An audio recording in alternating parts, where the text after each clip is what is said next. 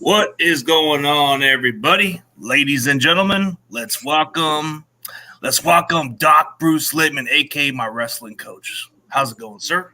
Oh, it's going good, Chris. How you doing? Oh, I'm doing so well, man. It's been a minute. I know it's been a It long has. time. It has. I was just trying to remember what year you graduated. Oh, what year? It was Yeah, 2008. 2008. Okay, I was going to say 2010, but yeah, No, I'm the guy that technically had that one match and broke the record. yeah, yeah, Yeah, that one time. I don't know. I didn't even know I broke the record until somebody told me the next day. yeah, yeah. Quick pin. Quick pin, but I don't know how I got that. It was just like the strength or something like that. I don't recall, but I remember it happening real quick. And I weren't we out at Fireball? I think No, it was at it was at Fowler. at Fowler. Okay, well they're both red, so yeah. Nah, but recall that. Was that just like one of those pins where I just made it look easy on the guy? You made it look quick, and I'm not sure exactly how it went down, but you threw him and he was on his back and you were on top and boom, match over. Match over. That was just like how it went from there. But I think there was a time where Shipman was actually supposed to be competing at 215, but he was coming off an injury, and I guess I took his spot, and he had to drop some weight. Yeah. He had the year before had broken his forearm over the summer, so he was just coming back, and he had to drop some weight. Yeah, because I think at the time you were like saying, okay, I want to go with Chris at this point. Yeah. I know Ship could drop weight, so we'll go with the other way around. Yeah. It was a little bit of kind of a roller coaster. Those are some fun times. Fun times, especially wrestling on the map, too. It was like a little bit of practices and all that other stuff. But, tell them who you are, man, because I know you've been coaching for many, many years. Many, many years. Well, let's see. I don't know where to start. You're from Baltimore. I'm originally from the East Coast, born and raised in Baltimore. I started wrestling in 7th grade in middle school. We called it junior high back on the East Coast, and wrestled through high school. After that, I went to University of Maryland, College Park. Wasn't on the wrestling team, but they had each year they would have an open invitational. And so I entered those, and I think I wrestled at 118th both times. And so my freshman year, I finished 6th. My sophomore year, I finished 4th at that weight. And it was 32-man bracket, so it was not an easy tournament by any means. Had to be a challenging part, yeah. Yeah. And grades were not that good, so my parents decided they weren't going to pay for going to college anymore. Came back home, got myself a full-time job, and went to the junior college for 2 semesters.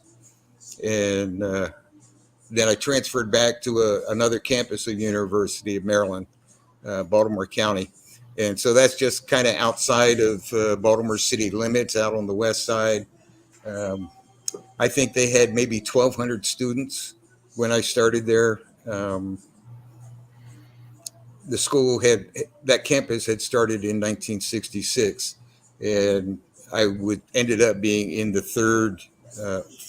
fourth graduating class in 72. Well, in the fall of 1971, the school decided that they were going to have a wrestling team. And so wrestling team was put together. I wrestled 126-pound weight class. I remember my coach having me weigh in for the 118. The 118 guy, his name was Harley. He and I were pretty equal in terms of skills and abilities and quickness and stuff. So he always had us both weigh in for 118s, and he always required that we be at least 1 pound under. So we had to weigh 117. And then day of match, he would decide who's going 18, who's going 26. And usually I ended up doing the 26. So UMBC at that time with the wrestling team was a D2 school. And I think it was in the maybe late 80s. They went to a D3, and I'm not sure what they're doing now. I think some are D1 sports and others are not. I mean, yeah, like I guess wrestling just became a thing because when my brother did it, I started copying around with him because he did it like when he was in junior high, and I started coming around during a different middle school. So I guess in the 7th grade, that's when I got into it. And I think that's when a lot of people do. Of course, in this area in Clovis, which is where I live now, you know, the kids out here, they're starting 4 or 5 years old. They're getting at the quick start. It took me until you look at the high schools here, and the last 20 years, Clovis High or Buchanan High have been winning the state championships. So they've been like top notch. They're tops in the state. So I remember we went to a Buchanan tournament before, and I remember they had one of the top students, like one of the top guys. Yeah, that would have been the Zinkin Classic. Zinkin Classic, that was the one. Because I remember we went to that one, and it was like so – because that was the class, and then we had to go to the one all the way down to Bakersfield, which is like the California Championship, or I don't know which that would have the Valley Championship. Probably been divisional championships. I was on that one. Because they moved that around different parts of the valley. Yeah, they had it at East Bakersfield High School. That was the year we were driving towards Bakersfield, but that was like a state but the one that we had was the NYL Championship in McLean. So we were doing it over there. Yeah, from there, then you do divisionals. From divisionals, you had masters or grandmasters, and then if you placed there, you went on to state championship. Wait, so you were like, you told me that you were inducted to the California Wrestling Hall of Fame, huh? I was, yeah, just recently. I guess she read. I guess she did her homework. There we go. I don't know if you can see that. Yeah, you showed me that. Yeah, that's tight, dude. Like even at the level you were competing and then you were coaching, but you eventually went to the West Coast. What was the journey like growing up from the East Coast, moving down to the West Coast? It was really different. The East Coast is fast. It's rapid. Okay. A lot of the wrestling on the East Coast tends to be really power. West Coast tends to be more finesse. So we're soft. Well, no, not soft. No, I'm just kidding, man. But it was just really different. A little different. In the whole feel of coming to California from the East Coast is laid back. That's what it is. You don't have that hustle and bustle. So it's a different feel. And every time I go back east, if I go to Baltimore or New York or Philly, everything's a hustle. It's a hustle, I guess, the difference over there. But So, so I mean, you did wrestling for a while, but then you got inducted to the California Hall of Fame, which congratulations, which I said in the message. I feel like you've done a lot to this. You did a lot for wrestling, man. Like you were passionate about it. So I love the sport. Absolutely love the sport. Most of my coaching, the longest period of coaching was at a school that I taught at, and that was McLean High. I was there. And I've been the only coach to surpass 5 years or longer as coaching. In wrestling. Okay, there's been other coaches. It was Jim Samarco who coached baseball. Yeah, he was versatile doing everything. He was there. He was like the longest. Probably 40 years he coached baseball, varsity baseball. And he had to coach some football too a little bit. He coached freshman football along with Jim D'Amaral. Yeah. Oh, Deammer was something else, man. That dude was something else to me, man. And But he was fair with me. Deammer coached there probably 32, 35 years. Yeah, and he was like a gym teacher too. So he was always on like if he wanted you on your best shape and play, man, he wouldn't play around. Good guy, good man. Yeah, but I think Jeffrey Woods is still around. I think Jeff Woods he's still there. He's still coaching track. I don't think he does any football coaching because he told me he does track and field only. But he was a hard-nosed kind of coach to me at one point. You know, sometimes you gotta do that. Yeah, you gotta do that. You know, and I always told my kids in practice, you know, the way you practice is the way you're going to compete. So if you're horsing around in practice, you know, guess what? You go out there to compete, you're going to get your ass whooped. That's what happens if you're not ready for it. You're getting beat. Yeah. Like, so. I think the time I was around with you, I think I was just being too chill and laid back. I wasn't, you know, if I would have took back what I did, maybe I just wasn't really feeling the pressure and I was getting pushed in and I wasn't like really feeling it, you know. But at one point, it wasn't that long. I mean, it was a long time ago. You wanted, because I showed you some of my accolades, right? And you were like, "Say, hey, you need to come to my wrestling team." Mm-hmm. And you were like, kind of pushing for it for the last couple of years, and then you left it alone. But I was just trying to like focus on one little thing, and I was trying to like see if I wanted to do it or not. But you weren't pushing it like every other coach. You were just kind of giving me encouragement, like, "Hey, man, you should do it, man." You know, I'd always go out lunchtime and look at people, and you know, I'd go up to guys and I go, "Hey, you look like you need a career in wrestling." You know, come on. And you did the Hulk Hogan thing. You would always do a little Hulk Hogan. Oh, you know, I remember, and I don't remember what year it was. I think we were wrestling Edison at home. You did like a mockery out of him or something. There were a couple guys, McLean students, that used to go out on the backfield and do like WWE. And rip the shirt, right? Yeah.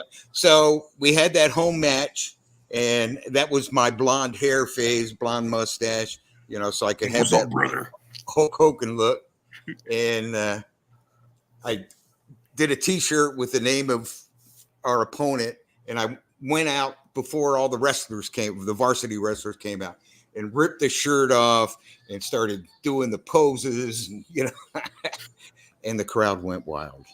It was pretty awesome. And I think the other year when I was there, I think our intro was like the Generation X. We come in with the Generation X. Yeah. We run in. Yeah.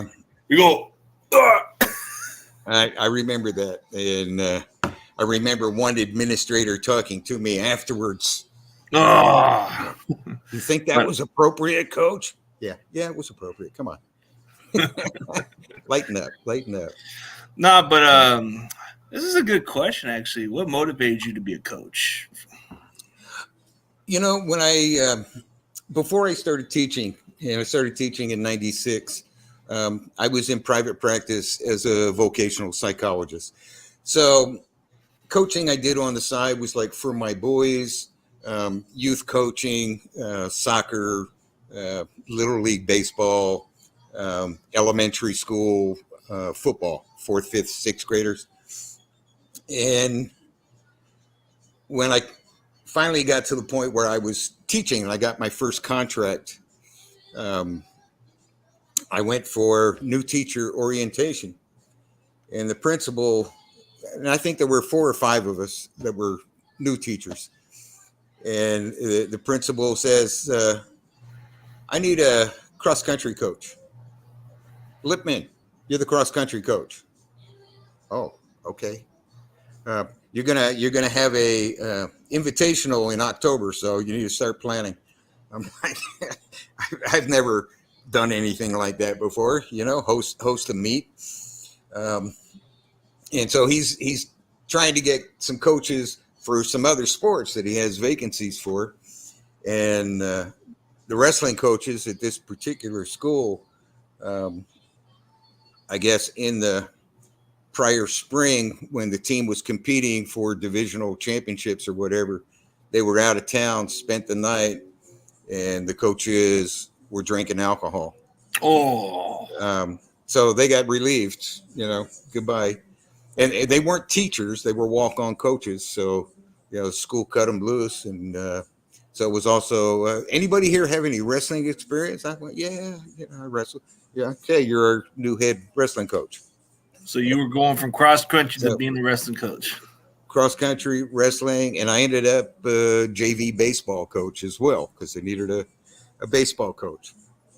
Now, mind you, I'm working full time. I'm a first year teacher. And they're asking you to do a lot. They're asking me to do a lot. I asked them about curriculum, and I was teaching special education, social sciences. They said, well, you got to figure out what your curriculum is. You're going to teach, these courses. Here's some books. I'm like, whoa, okay.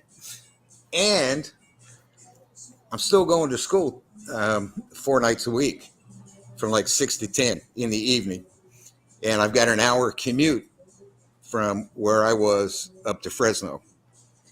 And so I did that for like 2 years, coaching full time, going to school full time, working full time. I was probably getting maybe 4 hours of sleep a night. It's a little harder when you don't have much time to rest or relax. I guess it's too much of a full-time job and all that stuff. It was like 3 full-time jobs. Damn. And the end of the school year, I'd crash and burn. I'd be like in a coma for 3 days. And then you'd be like, damn, good God, I'm sleeping. And then I had a opportunity. It opened up to come up to Fresno, so I interviewed, and the first school that I interviewed with, they had to wait and see if people wanted to transfer in first that were already Fresno Unified teachers.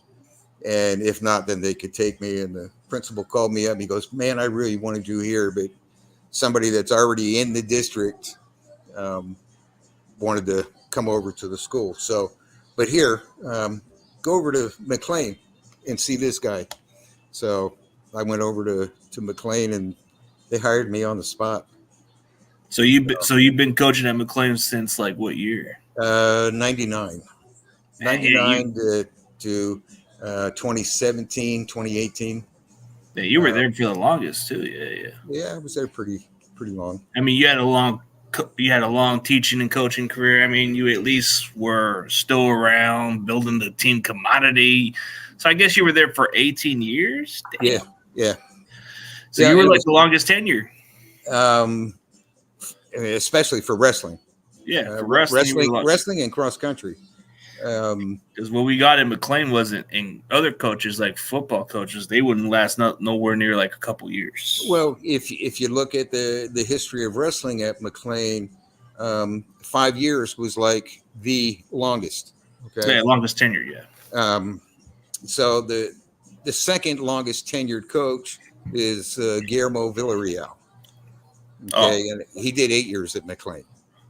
Okay, so he's over at he went over to Roosevelt, and then from Roosevelt to Tenaya. But he coaches wrestling over at Roosevelt these days. So his daughter is a wrestler. So yeah, but Roosevelt was like you went over there eventually. So yeah. Just to do what you had to do, you had to continue on, like they all say. But yeah. And then after Roosevelt, I still wanted to coach, and I didn't want the long wrestling season anymore, because I'm getting up there in years. So there was an opportunity over at Computech Middle School, and their athletic seasons are 8 weeks. So that's not too much. You get 2 weeks of conditioning prep, 6 weeks of competition, and then it's over. So that worked real well for me. So I had just recently I had a gal who wrestled for me at Computech, and her parents had asked me, well, where should she go for high school? And so we talked about some different options, and she recently graduated from high school 2 weeks ago, I guess. and she placed second in state this year Oh, that's in good. her weight class. So it was really neat to kind of watch her progress. And but she invited me to her graduation party, and I get there, and she goes, I had some good coaches in high school, but you were the best coach I've ever had. And so hearing that kind of stuff is really, yeah. No, I Not, mean, just by the experience, just by being around it at the time. I mean, just from coaching over the years, I've had some tough nosed coaches, but going by from experience from you, you were probably the most fun coach out of everybody else. Like you yeah. weren't. I mean, you were being realistic about me, but then you were kind of like you weren't pushing me out of the door or anything like No, and I wouldn't. I remember my coaches in high school, and old school, and they'd be in your face and yelling and screaming. And personally, I didn't respond to that a whole lot.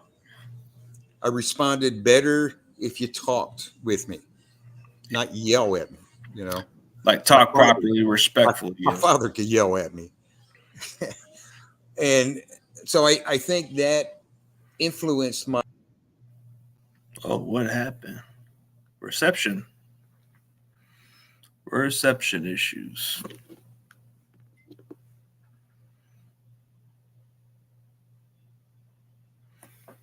Let me see what happens, man.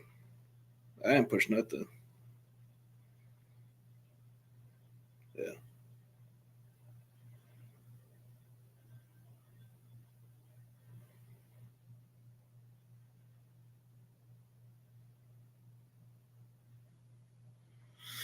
I'll see what happens, but he'll message me back. Must be the reception issues. Oh, he's back. Something happened. Yeah, what happened? You pushed the wrong button. I don't know. It just all of a sudden went boom, gone. So I don't know what um, happened. It's kind of weird. Sometimes I get some stuff like that. technology is funny Yeah. sometimes. Yeah. So anyway, the point that I was making is that I always felt that I could get more out of my athletes by talking with them The and right way. trying to understand their motivation and what made them tick, and then I'd key in on those things, and my athletes responded well to that. They were highly competitive. I've had 12 wrestlers that qualified for state championships. I think I've had 7 or 8 that placed at the state wrestling championships, both male and female. Um, so for me, I think my approach worked pretty well. Yeah. I mean, I think your coaching was good, like good enough to where it got you. I mean, I may have not been the best all around, but at least I was able to show heart and Oh compete. yeah, and yeah, a lot of the students and the athletes that I had, where we came from. Yeah. Okay, inner city, Title One, a lot of stuff going on at home. So I think for some of those athletes, I was father figure too, and so it was important to keep my kids together. Yeah. Like pizza party. A little pizza Well, party. yeah. Yeah, you were kind of like more like you weren't like those hard nosed coaches. You were more like a reasonable coach. You weren't like such a I don't know. Like some people have different ways of how it works, but I think the way you've Yeah, done it was very successful. yeah. It worked for me. So, and it worked for my kids, for the athletes. I still keep in touch with quite a few, and they're all having successful lives. Some went to college, some didn't. Some are doing trades, working different kinds of things, but they're all successful and having Yeah, families of their own. It's yeah, really neat to watch them. yeah. A lot of them, like a lot of them, were plenty successful. I mean, I seen you had a couple people you were working with before, but Ryan Payne was a guy I've been around with before. Like Mm-hmm. through college we went around, but yeah, this guy was like, Yeah, he and asked me this one question. He says, "Hey, did you had a record one time ago?" And I said, because he says your name sounds familiar, and mhm. I told him, "Yeah, that's my record." He says, "Oh, somebody just broke your record." What? No, like I guess the old record I had was like 8 or 10 years ago or something like that. Yeah. But I think somebody broke it by 8 seconds or something. Hmm. I don't know who it was, but it took them so long to break it. Is the crazy part? I know the record um, for wrestling in California for a pin, quickest pin, is 7 seconds. 7 seconds, but I think Yeah. the other guy did it 8 seconds. But I think mine was like 10 or 11. I don't know. Yours was 10. But Yours was 10. wasn't Chauncey a little bit close to mine? Chauncey was also 10.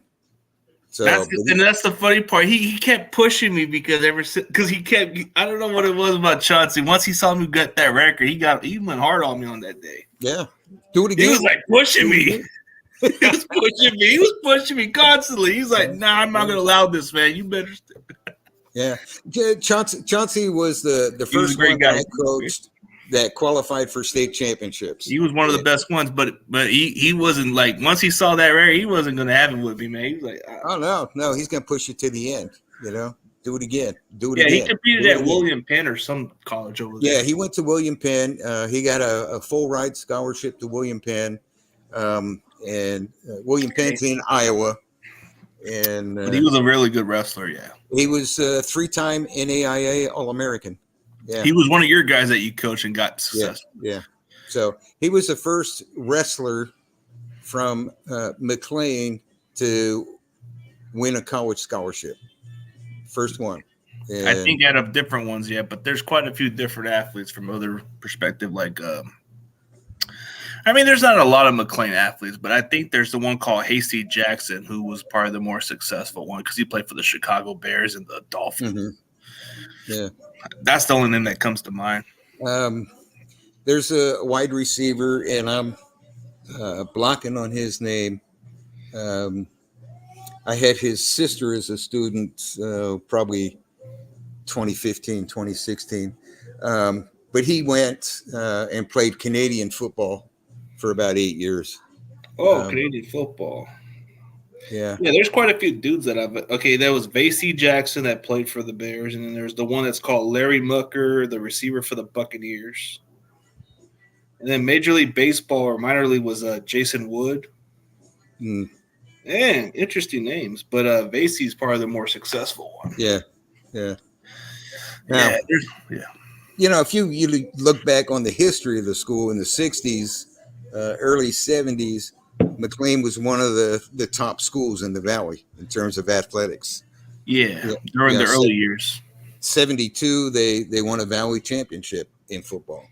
Yeah, they won. I think it was. I think they beat Foothill or some school for the championship in 72. Yeah, I'm not sure. But it was a long time ago. But even from that time, by the time I was leaving, by the time I graduated, man, that program was turned into a different culture. I think they had to get some new coaches. And I think they were becoming playoff teams. But when I was there, we weren't even a playoff team. We were just we were like disaster. We were like a winless type of team. We were pointing fingers at one another. We even had fights in practice. We were even pointing. Even the coaches were being pushy on us. And we just. You know, in 2008, and Jeff Woods was the head football coach. Yeah, he was the O-line coach too, but the thing about him was he thought I was more of a better tight end than an O-line. He even told the other coaches, "Why are you putting him at O-line? He can catch the ball." Because you're big. That's why he wanted you tight end. Because I always practice. I was doing street ball with these guys all the time, and I would always be the kind of guy that catches the short passes and break tackles here and there. But in 2008, he asked me to be running backs coach. So I was running backs coach, and Matt Estes was the head JV coach. Okay, yeah, wasn't he like the trainer or something before? In 2008, they offered him full-time athletic trainer. Yeah, because he was one of those trainer guys. He was one of those trainer guys that would just give us the drinks and all the other stuff, or just drive around his little thing. Yeah, and he'd take care of you. If you got injured, he took care of you. Anyway, he couldn't be head JV coach, so Woods made me head JV coach. Yeah, I think that was like a year after you started becoming head coach at the Red Ledger. So Um, he ended up losing when grades came out. He ended up losing a bunch of guys.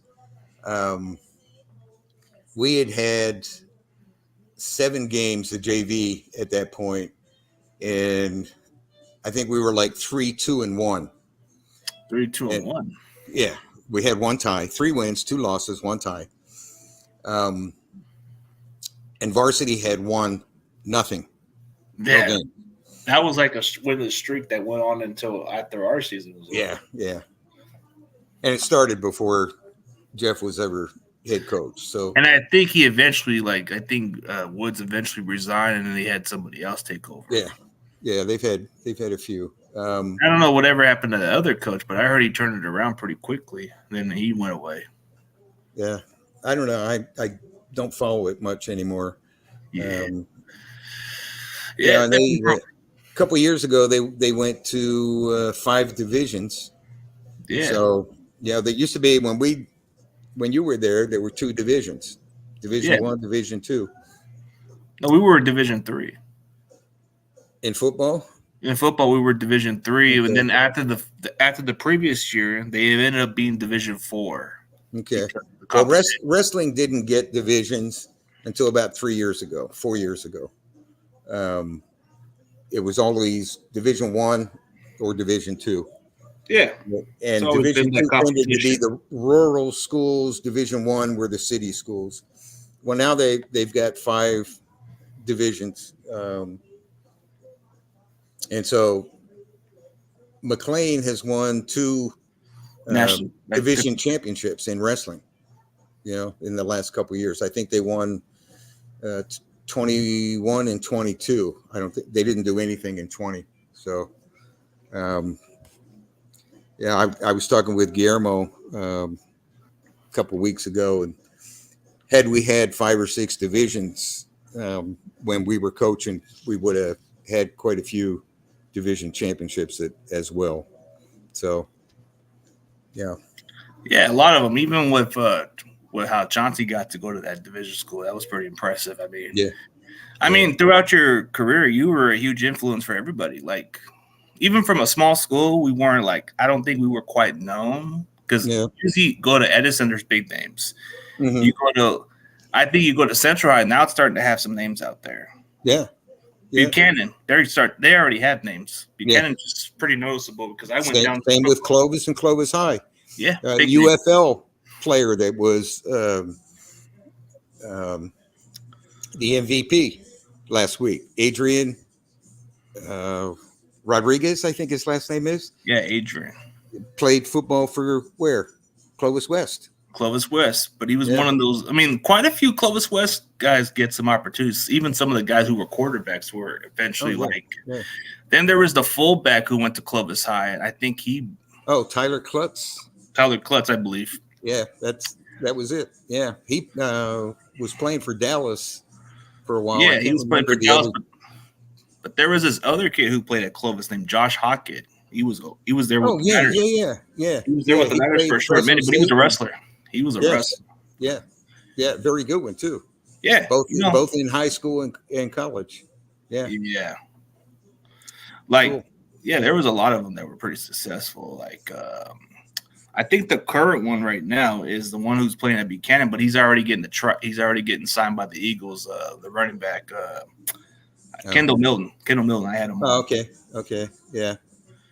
I recognize that name. Yeah, it's a different name. Usually it's those youngsters, but hey, I guess if you put me in a full Nelson, you never forget those little full Nelson. Oh man, it's good old times, it's kind of been many years since the last time we talked. I know you've been kind of going from coaching to coaching, but usually when you leave a positive impact for somebody like me, man, I can at least appreciate the time I had with you, even for the 1 year I was there. Yeah. Sometimes it's always that good impression. That good impression. I appreciate that. Yeah. If it wasn't for those early years, maybe I would have liked to done it earlier, but I just wasn't in the right mind. I was just too focused on. Yeah. I was actually kind of training more on football and other stuff. Then I started doing track, and I started getting the hang of it, and I started adjusting a little more, and then I started doing wrestling the more because my brother was pushing me back into it. I said, all right, I'll do it. Yeah, and I always would try to meet with the football coaches and say, look, if you're football players, instead of lifting weights off season during the winter, you got them wrestling and having them move people. They're going to Yeah, be they're going to be a better football player. yeah. There's some that have that transition too, like the Yeah, body build and all that stuff. And I yeah. learned to use it the proper way. Like usually when you see the body slam, right? Isn't it kind of like how we're supposed to be? Like it translates a little more in football, Oh especially yeah, if you're an O line, power push the guy. yeah. O line or D line, Yeah, moving people around. Yeah, it's yeah, great for that. And running backs, really good for movement for them. You know, get down low, blast double, takedown. yeah. Sure Yeah. does. So Yeah, it's yeah. I mean, he definitely put some guys on the map in Fresno for sure. yeah, There was a yeah, lot of good ones, but yeah, we can always look back in time and say, hey, what we could have been. You could have at least stayed where you were, but you came down the West Coast and you took a journey with it, and you coached the longest. You were there for the longest, but I guess eventually, like they all say, it's all time's got to go. Like things got to change, like in this yep, world. yep. Yeah, when it comes to, I love the sport of wrestling, but it's taken its toll on my body too. Yeah, Between my knees and my back, my shoulders. Yeah, can't Ooh, wrestle with them anymore. yeah, it can't. But Can't here's a hold it. good question, Doc. Which era of wrestling has a spot close to your heart? Um, which era? I guess we're talking like professional wrestling or maybe just any wrestling. Um, I'm not sure. I think that era with Hulk Hogan and Roddy Rowdy Piper and the Giant, Macho Man. Macho Man. Oh yeah. Who was the guy out of Arizona? I'm blocking on his name. He was kind of like a blonde dude, right? Like Billy Yeah, Graham. like a hawk, kind of. He looked like he was Hulk Hogan, but he was bulkier. You're talking about Billy Yeah. Graham, Huh? a superstar Billy Graham. No, no, no. He was from Arizona. Yeah, I can't remember the He guy's was name. It'll young. come back to me, but yeah, that era there. So that would have been what, late '80s, '90s, early 2000s. Yeah. But hey, here's an interesting one. Who was the best wrestler you've ever trained in coaching, like coaching Oh, wise? the best wrestler that I've ever trained was a guy named Alfonso Sanchez. Alfonso placed third in state back in 2006. Now, interesting story with Alfonso. He used to come into my wrestling room in 8th grade. Come walking in, hey coach, can I work out? And, yeah. So I'd wrestle with him, and he probably weighed 125, 130 at that point, and I was probably 170, maybe 175. And so we'd wrestle, and then when he came his freshman year, we'd go hard, and I'd always beat him freshman year, sophomore year. Well, that summer in between his sophomore and junior year, something clicked, just clicked. And I wouldn't wrestle him anymore. I said, no, you got to go wrestle somebody else because you're going to hurt me. So I guess he became that pure talent. So Yeah. And he went on. We had a full ride scholarship set up for him at Fresno State. Alfonso and I went and met with the coach at the time, and working on scheduling classes. 2 weeks later, the wrestling program was cut. yeah, I heard they cut it down. Like that Yeah. was like because I guess for quite some time when I was there, I guess that's when they started cutting the program over there. Well, they cut it initially in 2006. It took, I think, 11 years for the program to come back. Coming back, yeah. And then it was only back for another 3 years, maybe 4 years, and it And then got cut nobody again. just, yeah. And it got cut again. So But I don't I know. think the one that was more successful was Josh Hockett, man. Well, yeah, but he didn't go to McLean. He didn't go to McLean. He didn't go to McLean, but he was at least one of those guys in the Fresno State program. Oh yeah, yeah, yeah. Because Fresno State just had those little in and out programs, so they weren't like it used No, to be. they. It's not like they were a powerhouse, but yeah, they had some. They've had some good wrestlers come out of there. But Wait, he was my best male wrestler, and I've had a couple female wrestlers. Anissa Pulian Hernandez placed third at state twice, and then Debbie Savong. You remember Debbie? oh yeah, she was there. I think she was at the top of the states when we were at the tournament. She was 2-time CIF state champion, and she was a USA Wrestling state champion. Her senior year, and it's a funny story. There was this gal. There was a gal down. I think she wrestled for Hanford, and she was one weight class above Debbie. Debbie was wrestling, I think, 138, and this gal was 145. And the Fresno Bee did this write-up about how great this gal was. And Debbie's like, let me at her. So we went to USA Wrestling State Championships. And she goes, Coach, she's over there. She's in that 145 weight class. Bump me up. So I bumped her up. Debbie beat her 17-1. So I'll show you who the best is.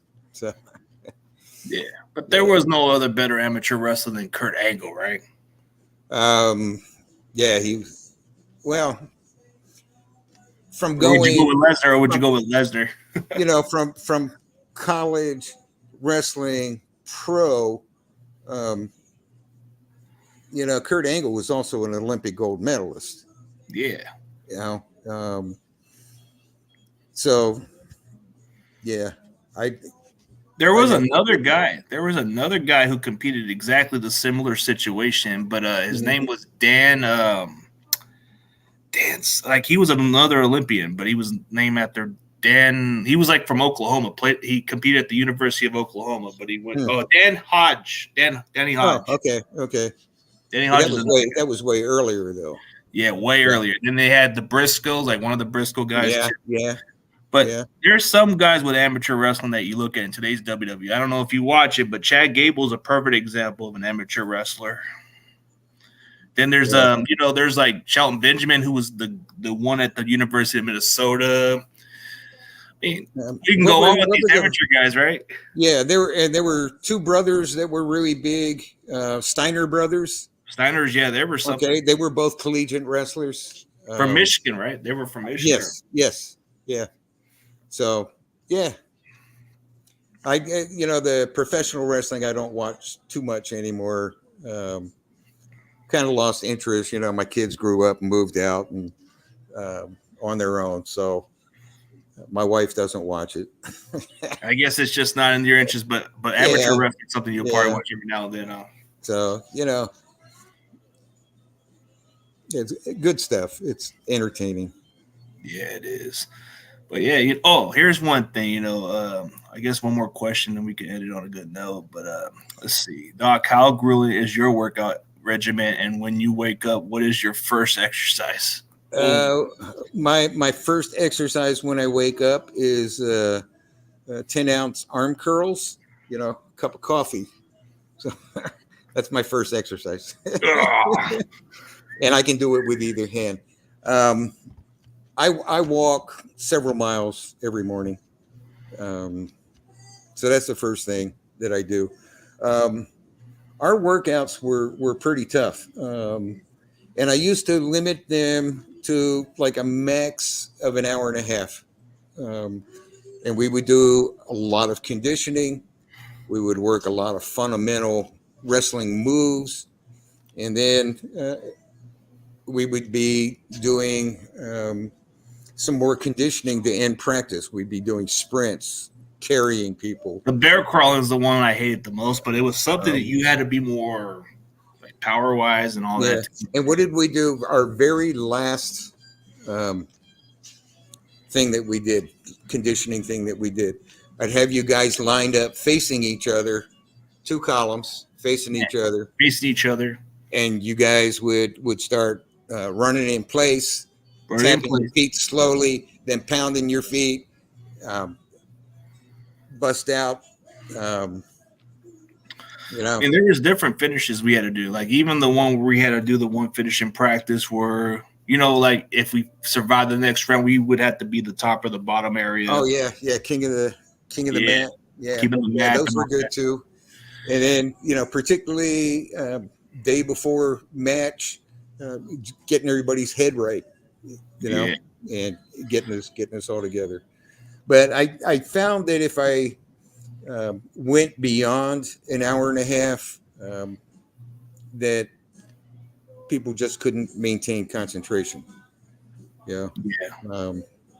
There would be occasion where we'd go maybe an hour and 3/4.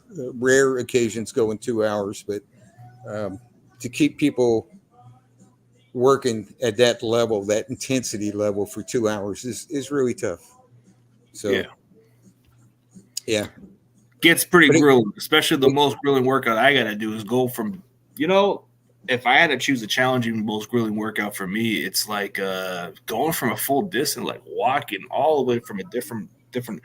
Like if I wanted to get to my in-laws' place, I'd probably take the longest walk from where I'm at, and it takes a long distance from over there. But it gets me to burn the calories. But the only grueling part is I'll probably wake up the next morning with my foot sore. Oh, that's not good. Not good, but you know, but my favorite workout would probably be like something like, I guess lifting, just to bulk up some muscles here and there. But well, yeah, and I enjoy that too. I had to stop going to the gym late April. I re-injured my back, so I haven't been back. I've been able to walk, but I haven't been able to lift yet. In fact, I've got an MRI for my back tomorrow morning. So yeah, hopefully everything goes well for you. But you know, like yeah, well, the MRI will go well. Hopefully, we find out what the hell's going on. Because find what the issue is, and then yeah.